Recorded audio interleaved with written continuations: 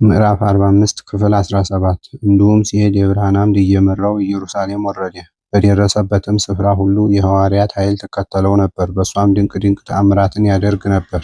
ውሃም የሚያፈልቅበት ጊዜ አለ። ድውያንን የሚፈውስበት፣ ሙታንንም የሚያስነሳበት ጊዜ አለ። ወደ ኤርትራ ባህር ደረሰ። የሚሻገርበትን መርከብ አላገኘም። የወንጌሉንም ጸሎት ጸለየ። ጸሎቱንም ከጨረሰ በኋላ የእግዚአብሔር መልአክ ቅዱስ ሚካኤል እንደ ልማዱ በባህሩ ላይ ሲሄድ ታየው። ብፁዕ አባታችንም በኋላው ተከተለ። ሁለቱም አብረው በአንዲት ሰዓት ተሻገሩ። ባህሩንም ተሻግረው ብፁዕ አባታችን የሞተ ሰው አገኘ። አንተ አስከሬን የክርስቲያን ወገን እንደሆንክ እኔ መስቀሉን በምሸከምለት በፈጣሪ በኢየሱስ ክርስቶስ ስም ከተኛህበት ተነሳ ብሎ ባረከው። አስከሬኑን ያን ጊዜውን ከእንቅልፍ እንደመንቃት ተነሳና አሰምቶ በመጮህ ከጽዮን ወገን የምሆን እግዚአብሔርን የማመልክ ክርስቲያን ነኝ አለ። አባታችን ተክለ ሃይማኖትም ምን ገደለህ አለው። ኢየሩሳሌም ሲሄድ በውሃ ጥም ሞትኩ አለው። ብዙ አባታችንም ኢየሩሳሌም የምትሄድ ከሆነ ና ተከተለኝ አለውና ተከተለው። አባ ሚካኤል የእስክንድርያ ሊቃነ ጳጳሳት ሆኖ ሳለ ከጌታችን መቃብር ደረሱ። ወደ እርሱም ገብቶ እጅ ነሳው። ሊቃነ ጳጳሳቱም እርሱ ከወንበሩ ተነስቶ ተቀበለው። የእግዚአብሔር ሰው ተክለ ሃይማኖት ሆይ ወደ እኔ መምጣትህ መልካም ነው አለው። ብዙ አባታችንም በረከትን እቀበል ዘንድ ባርከኝ አለው። ዳግመኛም አባቴ ወይ ስሜን ማን ነገረህ አለው። ስለ አንተ በዚች ቀን የእግዚአብሔር መልአክ እንደነገረኝ እውነት እልሃለሁ አለው። የአባቶቼ የሐዋርያት በማርቆስም ወንበር የተቀመጡት የአባቶቼ የሊቃነ ጳጳሳት በረከታቸው ይደርብህ ብሎ ብዙውን ባረከው። ብፁዕ አባታችንም እግሮቹን እጆቹን ሳመው፣ እሱም ራሱን አፉን ሳመው። እንግዲህ ወዲህ አንተ ለብዙዎች መነኮሳት አባት ትሆናለህና አመንኩስ፣ በስምህም ብዙዎች አብያተ ክርስቲያን ይታነጻሉ። ወደ አገርህ ተመለስ፣ ከእግዚአብሔር ዘንድ ክፍልህ እሷ ናትና አለው። ብፁዕ አባታችንም እኔስ ወደ ሀገሬ አልመለስም፣ በእጆችህ እንዲቀበር ነው እንጂ ወደዚህ የመጣሁት። ምንኩስናውንም አላመነኩስም፣ ለራሴስ እንኳ የምንኩስና ስራ አላውቅም አለው። ጳጳሱም አባ ሚካኤል እውነት እልሃለሁ ከመነኮሳት ወገን ካንተ የሚበልጥ የለም፣ ነገር ግን ለቃሌ ታዘዝ አለው። ብፁዕ አባታችንም ከፈጣሪ ከእግዚአብሔር በታች አባቴ አንተ ነህና ያልከኝን አደርጋለሁ፣ ነገር ግን ከአስቄጥስና ከሲያት ገዳም ካሉ ቅዱሳን ዘንድ እጅ ልነሳ ወዳለሁ አለው። እሱም እግዚአብሔር መንገድህን ያቅናልህ ሂድ ያለውና ሄዶ ከጌታ መቃብር ደረሰ። ሰው ከሆነበት ቦታ ከገሊላ ጀምሮ እስከ መሰወሪያው እስከ ደብረ ዘይት ድረስ ጌታ ሥራ ወደ ሰራባቸው ቦታዎች ሁሉ ደረሰ። ወደ ዮርዳኖስም ወንዝ ወርዶ በውስጧ ተጠመቀና ወደ ሲያት ገዳም ገባ። በውስጧም ከሚኖሩት አእሩግ ተባረከና የልብ መመዘኛ የምትሆን ወደ አስቄጥስ ገዳም አለፈና በዚያ ካሉት ሽማግሌዎች ተባረከ። ያን ጊዜም የእግዚአብሔር መልአክ ቅዱስ ሚካኤል ተገልጾ ተክለ ሃይማኖት ምን ትላለህ አለው። ብፁዕ አባታችንም ከዚህ መኖርን እፈልጋለሁ አለው። መልአኩም አንተስ ይህች ገዳም ክፍል አይደለችምና፣ ነገር ግን ልጆችህ በኋላ ዘመን ተሰብስበው መጥተው በውስጧ ይበዛሉ። አንተ ግን ወደ ኢትዮጵያ ሂድ አለው። በትሩፋት ስራ ከመረመርከው በኋላ ወደ አንተ የመጣውን አመንኩስ፣ ለመንግስተ ሰማያት የማይበቃ ወደ አንተ የሚመጣ የለም አለውና ብፁዕ አባታችንም ጌታዬ ይህንን በምን ወራት እሰራለሁ ቢለው በዚህ ወራት አለው። ብፁዕ አባታችንም ወደ ኢትዮጵያ ተመለሰና ትግራይ ደረሰ። ከሙታንም ያነሳው ያ ሰው እየተከተለው ጸአቴ አምባ ደረሱ። ያም ሰው ብፁዕ አባታችን ሆይ የምንኩስና ልብስ ልታለብሰኝ ይፈቅዳለሁ አለው። ብፁዕ አባታችንም የቅዱሳን የድካማቸውን ቀንበር መሸከም ትችላለህን አለው። ሁሉን የሚችል ፈጣሪ በጸሎትህ ያጽናኝ እንጂ አዎን አለው። አባታችንም የምንኩስናውን ልብስ አለበሰው። ስሙንም አርአያነ ጸጋሁ ብሎ ጠራው። ጽኑ ሆነ። ዘወትርም እያገለገለው ከሱ ጋር ኖረ። አባታችን ተክለ ሃይማኖትን በማስተማርና በምንኩስና በትግራይ ክፍለ ሀገር ሁሉ ብዙ መነኮሳትና ሴቶችም ወንዶችንም አመነኮሰ። በብዙ ፍርኩታና ዋሻ ልጆቹን ሰበሰበ። እስካሁንም ድረስ በስሙ ይጠራሉ። ዳግመኛም ኢየሩሳሌም ወርዶ ቀድሞ ከደረሰበት ሁሉ ደረሰና በደህና ተመለሰ። ሶስተኛም ኢየሩሳሌም ወረደና ከሊቃነ ጳጳሱ ከአባ ሚካኤል ዘንድ ደርሶ እጅ ነስቶ ሰላምታ ሰጠው። አባ ሚካኤልም ልጄ ለምን እንደዚህ ታደርጋለህ? በአንድ ዘመን ስትመላለስ እንሆ ይህ ሶስተኛ ነው። ለመነኩሴ ከዙረት አጽንኦ በዓት ይሻላልና እንግዲህስ በአንድ ቦታ እረፍ አለው። እሱም ጌታዬ እሺ ይሁን አለው። ወደ ሀገሩ ተመልሶ የትግራይን ክፍለ ሀገር ሁሉ ዞሮ ደብረ ዳሞ ወጣ። በስድስት ክንፍ ሲበር ቀድሞ ያየነው ተክለ ሃይማኖት ወንድማችን እንሆ ደረሰ እያሉ እርስ በርሳቸው ተነጋገሩ። ፈጥነውም ወደ አበምኔቱ ወደ አባ ዮሐኒ አገቡት። አባ ዮሐኒም ባየው ጊዜ ቀድሞ ስላየው ክብሩ ተነስቶ እጅ ነሳው። ቅዱሳኑም ሁሉ እጅግ ከፍ ከፍ አደረጉት። አባታችን ተክለ ሃይማኖትም አይቶ ይህንን ውዳሴ ከንቱ እጅግ ጠላው። አባ ዮሐኒንም አባቴ ሆይ በገዳም ተቀምጬ እንዳመነኩስ ሊቃነ ጳጳሱ አዘዘኝ። ከዚህ እኖር ዘንድ ይህንን ውዳሴ ከንቱ ሰውነቴ ተጸየፈችው። ከገዳማትም ባንዱ ሄጄ እኖር ዘንድ ባርከኝ አለው። አባ ዮሐኒም ወደ ሀገርህ ትመለስ ዘንድ የሚጠራህ የእግዚአብሔር ፈቃድ ነው እንጂ አንተ የተናገርኸው አይደለም። የሸዋ ምድር ክፍልህ እንደሆነች ከሽማግሌዎች ወገን ብዙ ቅዱሳን ነግረውኛልና በደህና ግባ አለው። አባቶቼ ያገለገሉት እስካሁንም እየመገበ ያሳደገኝ እግዚአብሔር መርቶም ወደዚች በዓት ያደረሰኝ የእግዚአብሔር መልአክ እሱ መንገድህን ያቅና አካሄድህንም ያሳምር አለው። ሲመርቀውም አፉን ከፍቶ መንፈስ ቅዱስ ትንቢት አናገረው። ከመነኮሳትም ሁሉ ትበልጣለህ፣ እጅግም ትከብራለህ። ስማቸው ከተጠሩ ከሽማግሎች አባቶች ከሚሆኑ ከእንጦንስና ከመቃርስ ጋር ስምህ ይጠራል። ከእሱ ተባርኮ ጉዞውን በመቀጠል በዘላን ሀገር በኩል ሄደ። ቀንጦራር ከምትባለው ስፍራ ወጥቶ ልዩ የምትሆን 40 ጾምን ጾመ። ከዚያ ጾሞ አገሪቱም ምድረ በዳ ነበረችና ሊኖርባት ወደደ። የእግዚአብሔር መልአክ እንዲህ ሲል ተነጋገረው። ተክለ ሃይማኖት ምን ታስባለህ? ይህች ገዳም ክፍልህ አይደለችም። ከጥቂት ቀን በኋላ ግን ልጆችህ ይኖሩባታል። አንተስ አባ ኢየሱስ ሞዐ ዘንድ ሂድና የሚልህን ስማው አለው። በበነጋውም ተነስቶ ሄዶ ሐይቅ ከሚባለው ስፍራ ደረሰ። በደረቅ ምድር እንደሚሄድ በባህር ላይ እየሄደ ከአባ ኢየሱስ ሞዐ ዘንድ ገባ። እሱም ባየው ጊዜ እጅግ ደስ ተሰኘ። ቆቡንና አስኬማውን ከወዴት ተቀበልክ አለው። ደብረ ዳሞ በአባ ዮሐኒ እጅ ነው አለው። እንግዲህስ እኔ ከመንገዱ ድካም አረፍኩ። ልጄስ ስትሆን አባት ሁነኝ፣ በከበሩ እጆችህ ቆቡንና አስኬማውን ስጠኝ አለው። አባ ተክለ ሃይማኖትም ቆቡንና አስኬማውን ሰጠው። መልአክ ያለህን ስመው ብሎት ነበርና። የአባቶቻችንም የልጆቻቸው ነገር እንደዚህ ነው። አባ እንጦንስ የምንኩስናውን ልብስ በመልአኩ በቅዱስ ሚካኤል እጅ ለበሰ። እንጦንስም አባ መቃርስን ትልቁን ወለደው። አባ መቃርስም የማህበሩን አባት አባ ጳቁሚስን ወለደው። አባ ጳቁሚስም አባ ቴዎድሮስን ወለደው። አባ ቴዎድሮስ አባ አረጋዊን ወለደ። አባ አረጋዊም ኢትዮጵያ መጣና አባ ክርስቶስ ቤዛን ወለደ። ክርስቶስ ቤዛን መስቀል ሞዐን ወለደ። መስቀል ሞዐ አባ ዮሐኒን ወለደ። አባ ዮሐኒ አባ ኢየሱስ ሞዐንና አባ ተክለ ሃይማኖትን ወለደ። አባ ኢየሱስ ሞዐ በቅናት በቀሚስ አባ ተክለ ሃይማኖትን በቆብና በአስኬማ ወለደ። ተክለ ሃይማኖትም ቀድሞ እንደተናገርነው ለአባ ኢየሱስ ሞዐ አስኬማና ቆብን ሰጠው። ምዕራፍ 47 ብፁዕ አባታችን ተክለ ሃይማኖትም አባ ኢየሱስ ሞዐን ተሰናብቶ ወደ አማራ ሀገር ወደ ፀሐይ መግቢያ ወረደ። በዚያችም ስፍራ ከፍ ያለ ተራራ ዳዳ የሚባል ነበር። አርአያነ ጸጋሁ ከሚባለው ደቀ መዝሙሩ ጋር ወደ ተራራው ወጣ። ጉዲት የምትባል ሟርተኛ ከቀድሞ ጀምራ ታመልከው የነበረች ታላቅ ዘንዶ አገኘ። ያም ዘንዶ አባታችንን ባየው ጊዜ ራሱን ቀና አደረገና ሊውጠው ምላሱን አውለበለበ። በመስቀል አምሳል አማተበበት። ዘንዶውም ያን ጊዜውን ከሁለት ተሰነጠቀና ግማሹ ከገደሉ በታች ወደቀ፣ ግማሹ በአንዲት ድንጋይ ላይ ተጠመጠመ። ደቀ መዝሙሩንም እስኪ ስፈረውና ልኩን እወቅ አለው። ቢሰፍረው ቁመቱ 175 ክንድ ሆነ። አባታችንም በዚያ ተራራ ላይ 1 ወር ያህል ተቀመጠ። ከዚህ በኋላ ዘንዶውን የሚያመልኩት የሀገሩ ሰዎች ወደ ተራራው መጡ።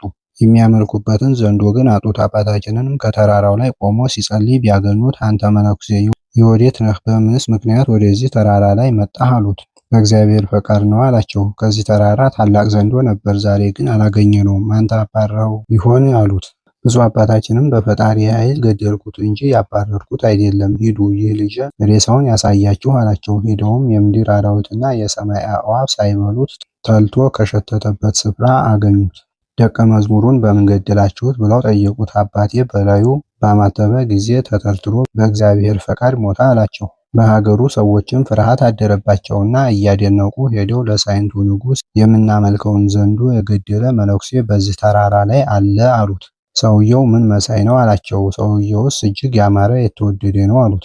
ኑ ሄደን እንየው አላቸው። ወደሱ ሄዱ። በደረሱም ጊዜ አገረ ገዡ ከሩቅ ሰገደና የእግዚአብሔር ሰው ሆይ መመረጥህን አደንቃለሁ፣ ወደ አንተም እንዲቀርብ ፍቀድልኝ አለው። ብፁዕ አባታችን ተክለ ሃይማኖትም ና አለው። አገረ ገዡም ሄዶ ሰገደለትና ባርከኝ አለው። ብፁዕ አባታችንም ሃይማኖትህ ምን እንደሆነ ሳላውቅ በረከት አልሰጥህም አለው። አገረ ገዡም ሃይማኖቴስ እንደ ክርስቲያን ሕግ ነው፣ በልቤ ግን ዘንዶ የማመልክ ነኝ። በእጅህም አማትበህ አንተ እንደገደልከው በሰማሁ ጊዜ እግዚአብሔር ከአንተ ጋር እንደሆነ አውቄ ስለዚህ ልገዛልህ ወደ አንተ መጣሁ። እኔና ሰዎቼ ይህንን ዘንዶ ስንፈራው የወደደውን ሁሉ ስናደርግለት ኖረናልና አለው። እንኪያስ እንዲህ ያለህ ሰው ስትሆን ሰይጣን ማምለክህን ትተህ ባርከኝ ትለኛለህን? በፈጣሪ ስም ብትጠመቅ ያን ጊዜ እባርክሃለሁ አለው። አገረ ገዡም አባቴ አጥምቀኝና ባርከኝ አለው። ብፁዕ አባታችንም ዙሃ ወደምትባል ወንዝ ወርዶ ውሃውን ባርኮ አገረ ገዡንና ሰዎቹን አንድ አምላክ በሚሆን በአብ በወልድ በመንፈስ ቅዱስ ስም አጠመቃቸው። በዚያች ቀን የተጠመቁት ሰዎች ቁጥራቸው ከሴቶችና ከልጆች በቀር 3000 ነበር። ስጋውን ደሙን አቀበላቸው። ዘንዶውንም በገደለበት ተራራ ላይ ቤተ ክርስቲያን ስሩ ብሎ አዘዛቸውና ሰሩ። ታቦቱንም በ40ቱ እንስሳ ስም ሰየመላቸው። እስከ ዛሬም ድረስ በዚያ አለ። ከዚያ ሳለ ከሰማይ ቃል እንዲህ ሲል ጠራው፣ ተክለ ሃይማኖት፣ ተክለ ሃይማኖት፣ ተክለ ሃይማኖት፣ ወደ ሸዋ ሂድ። በሃይማኖትህ ያዳንሃቸው ሕዝቦችህ እነሆ ጥቂቶች ሆነዋል። አስተምራቸው፣ በጸሎትህም ጎብኛቸው። ስለፈሰሰው ደምህና ስለ ድካምህ እግዚአብሔር አስራት የሰጠህን አገርህን እነሆ ሰይጣናት ወርሰዋታልና አለው። የእግዚአብሔር ቅዱስ ሆይ አሁንም ተነሳ፣ ሕዝብህንም በሃይማኖት አንድ አድርግ። መቃብርህም ከዚያው ይሆናል። የተመረጡ መነኮሳት ልጆችህም እንደ ባህር አሸዋ እንደ ሰማይ ኮከብ በውስጡ ይበዛሉ። ከሞትክም በኋላ ስምህ በኢየሩሳሌም አምሳል ታላቅ ዋሻ ይታነጻል። የስምህ አጠራር በአራቱ ማዕዘን ይሰማል። ቃሉም ይህንን ተናግሮ ዝም አለ። አባታችን ተክለ ሃይማኖትም ሕዝቡን ጠርቶ እኔ ፈጣሪ ወዳዘዘኝ እሄዳለሁና ሁላችሁንም ለነፍሳችሁም ለሥጋችሁም ጥቅም እንዲታገኙ የፈጣሪን ትእዛዝ ጠብቁ። ልጄ አርአያነ ጸጋው ከዚህ ይኑርላችሁ፣ ስለ እኔም አባት ይሆናችሁ አላቸው። የአገሩም ሰዎች ቃሉን ሰምተው አለቀሱ። ያም ደቀ መዝሙር አለቀሰ።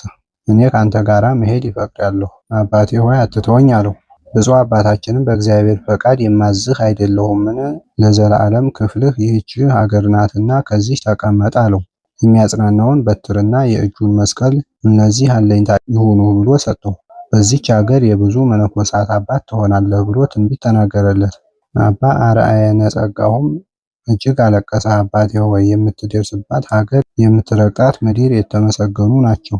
ካንተ የሚወለዱ ቃልህን የሚሰሙ በሕግህ ጸንተው የሚኖሩ ሁሉ የተመሰገኑ ናቸው። ሥጋህንም የምትሸከም ደምህንም የምትቀበል መቃብር የተባረከች ናት። ለእኔም ለኃጢአተኛው በረከትህ ትድረሰኝ። እኔ ግን ካንተ ጋር ብኖር በወደድኩ ነበር፣ የእግዚአብሔር ፈቃድ ከለከለኝ እንጂ አለ። እሱም የአገሩም ሰዎች ብፁዕ አባታችንን ሸኝተውት ወደ ሀገራቸው ተመለሱ። አባታችን ግን በወለቃ ሀገር በኩል ወደ ሸዋ ምድር ሄዶ ሙገር ወደሚባል ሀገር ደረሰ። ቆአት ወደሚባል ረጅም ተራራ ወጣ። ይኸውም ለአጋንንት የሚሰዋበት ስፍራ ነበር። አጋንንት እስከተበተኑ ድረስ በብዙ ትጋት ጾምን ከዚያ ጾመ። ወንጌልን ለማስተማር እንደ ልማዱ ሄዶ ወደ ዠማ ደረሰ። ወንጌልን እያስተማረ መንግሥተ ሰማያት ቀርባለችና ንስሐ ግቡ፣ በእግዚአብሔር ልጅ የሚያምኑ የተመሰገኑ ናቸው፣ ስለ ኃጢአታቸው የሚያለቅሱ የተመሰገኑ ናቸው፣ ከመቅሰፍት ይድናሉና። ከሳቸው ገንዘብ ለነዳያን የሚሰጡ የተመሰገኑ ናቸው፣ እኒህ ለእግዚአብሔር ያበራሉና እያለ በውስጧ እየዞረ አስተማረ። የቃሉንም ነገር ሰምተው አመኑ፣ በእጁም ተጠመቁ። ከዚህ በኋላ አንድ ጣዖታዊ ሰው ሰይጣን የሚገለጥበት ሕዝቡ የሚሰግዱለት አለ ብለው ነገሩት። ብፁዕ አባታችን ተክለ ሃይማኖትም ሄዶ ስራውን ጠየቀው። እሱም ሲነግረው እውነቱን የተናገረው አለ፣ የካደውም አለ። ብፁዕ አባታችንም በተንኮል የተናገረውን የሸነገለውን ነገር አይቶ ስራውን ለመመርመር ቀድሞ የማይመገበውን ምግብ ስጡት ብሎ አዘዘ። እሱም ተቀብሎ በላ። የዚያን ቀን የተመገበውን በሌላ ቀን እንዳይበላ ስለሰማ ቀድሞ የማይበላውን ሲበላ አይቶ አደነቀ። ያም በጣዖት የሚያመልከው ብፁዕ አባታችን ሲያደንቅ አይቶ በእኔ የሆነውን ስማ ልንገርህ፣ ስለ እኔ እንደነገሩህ በማሟረት እኖር ነበር። የምሰግድለት አምላኬ አንተ ስትመጣ ነገረኝ። እኔ ትቼህ ወደ ጎጃም እሄዳለሁ አለኝ። ጌታዬ ስለምን ትተወኛለህ አልሁት። ስርዓቱ ልጁ የሚሆን ከእኔ የሚበረታ ሰው እነሆ ወደ አንተ ይመጣል አለኝ። ስራህንና አለባበስህንም በምልክት ነገረኝ። አይሆንም ልትለው አይቻልህምና ያበላህን ብላ የከለከለህንም ተከልከል አለኝ። የአገሩ ሰዎች አይተው አደነቁ። የአባታችንም አመጣጥ በእግዚአብሔር ፈቃድ እንደሆነ አውቀው በፍጹም ልቦናቸው አመኑ። የታመሙባቸውንም አዳነላቸው። የስህተታቸውንም ምክንያት አጠፋ። ወደ ግራሪያ ሄዶ ዴባት ወደምትባል ተራራ ወጥቶ ሊያድር ወደደ። ሰውነቱ ግን አልፈቀደችለትም ነበር።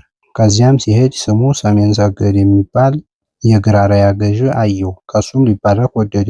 ከሱም ጋር የተሰበሰቡ ሰዎች ነበሩ። ይህ መልኩ ልውጥ የሆነ ሰው ምንድን ነው? በሙገርና በዠማ ወሬውን የሰማነው ይህ የሆነ እንጃ ተባባሉ። በሸዋ ምድር ሁሉ የቅዱሳንን መነኮሳት መንገዳቸው ገና አልታወቀችም ነበርና ስለዚህ ነገር እነሱን ከማየት የተነሳ ታወኩ። አገረ ገዥውም እኔ ከሱ ልባረክ እወዳለሁ አላቸው።